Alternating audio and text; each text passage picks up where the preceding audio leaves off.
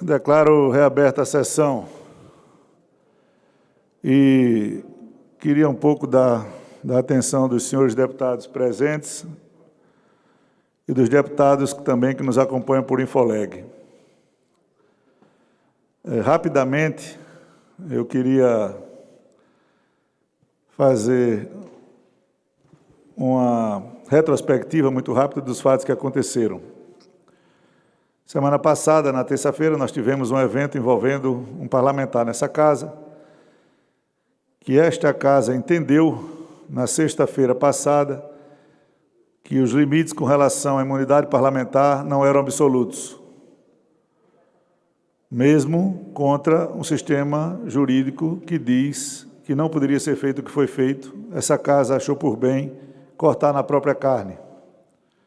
Não foi uma votação fácil, não foi uma votação cômoda, não foi uma votação agradável, como todos nós dissemos após as entrevistas, mas foi uma votação necessária para que a democracia, o Estado democrático de direito, os limites constitucionais fossem preservados.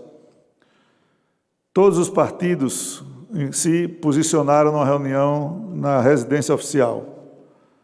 Todas as lideranças da Câmara estavam lá, pessoalmente ou representadas. E naquela votação por maioria se decidiu esta solução da sexta-feira passada. Quando nós fomos aumentando as conversas,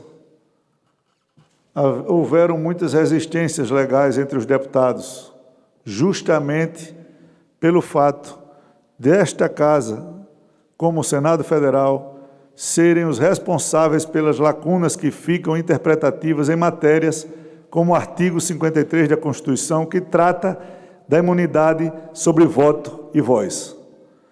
Essa casa se debruçou e, naquele momento, os líderes pediram que, para fazer o que nós fizemos semana passada, essa casa teria que regulamentar o artigo 53.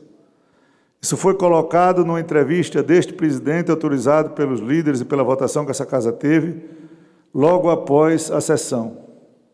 De lá até cá, nós criamos um grupo interpartidário, multipartidário, nem todos compareceram, os que compareceram trabalharam, depois isso foi disponibilizado para todos os líderes. Mesmo assim, não houve consenso que nos permitisse, com tranquilidade, votar a matéria no dia de hoje, nem no dia de ontem, nem no dia de anteontem. A matéria está admitida pelo plenário da Casa, que funciona sim como o CCJ na ausência dela, funciona sim. A admissão quanto à sua constitucionalidade foi perfeita, com votos muito acima do normal. Qualquer acordo que se faça no plenário, na tarde de hoje, para a presidência da Casa, para a mesa diretora e para funcionários, para a consultoria, para todos os deputados, sabe que impõe risco a matéria num tema extremamente sensível. Fico muito triste e preocupado quando se adjetiva um PEC, e essa não merece ser chamada PEC da imunidade.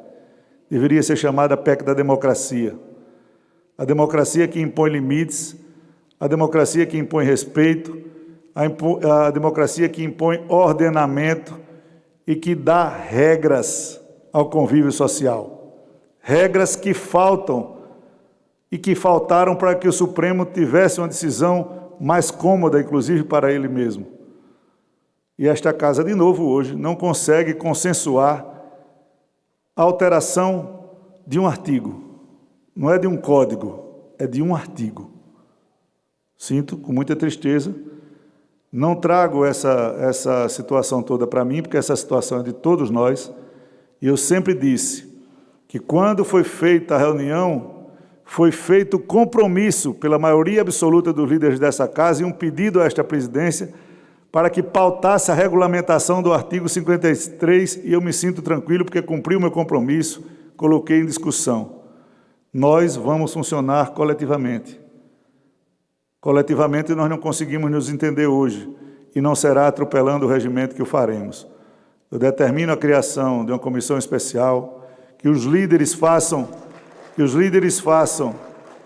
a indicação dos seus membros até segunda-feira, e essa comissão será instalada com o mesmo rigor e pressão da discussão de que temas importantes nesta casa mereçam ser tratados, principalmente este, que é das garantias individuais, não, coletivas do poder de ter direito à voz e a voto.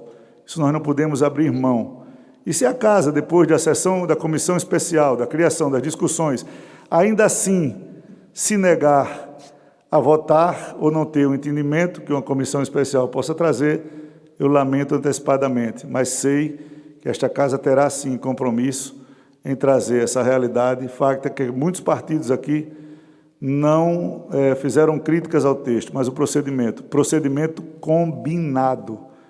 Eu quero deixar claro que nós não teríamos a votação de sexta-feira passada se não houvesse o encaminhamento desta saída constitucional. Nós não teríamos o resultado que esta casa deu, cortando na própria carne, se nós não tivéssemos feito esse acordo. Então, senhores líderes, senhores deputados que se encontram aí no sistema virtual, está encaminhada a criação da comissão especial. Nada mais havendo a tratar, vou encerrar os trabalhos, antes convocando sessão deliberativa extraordinária para terça-feira, 2 de março, às 15 horas, com a seguinte ordem do dia: medidas provisórias 104, 106, 2020, projeto de lei 4476, 2020, 1933, 19, 1267, 2442, 5391 e 5638 de 2020. Haverá matéria sobre a mesa para deliberação. Apresentação de emendas, destaques e requerimentos procedimentais às matérias pautadas ocorrerá a partir das 9 horas do dia 2 de março de 21. O período de breves comunicados terá início às 14 horas do dia 2 de março. As inscrições serão realizadas por meio do Infoleg. Antes de encerrar a sessão, eu queria ressaltar o trabalho de todos e de todas em busca de um entendimento. Ressaltar muito mais a coragem de deputados, e eu exemplifico no nome do deputado Celso Sabino, que sofreu todo tipo de ameaças por ter sido, prestem bem atenção, um dos autores dessa PEC. Nós estamos perdendo a capacidade de legislar se não nos posicionarmos. E queria também aqui exaltar o belíssimo trabalho, dedicação, coragem, determinação da deputada Margarete Coelho, que se desdobrou, abrindo mão de outras atribuições que lhe foram conferidas e que sempre desempenhou e desempenha neste plenário, nesta Câmara, com muita altivez, um papel verdadeiramente de uma parlamentar, mulher, aguerrida, lutadora e competente. Muito obrigado, deputada Margarete. Está encerrada a sessão.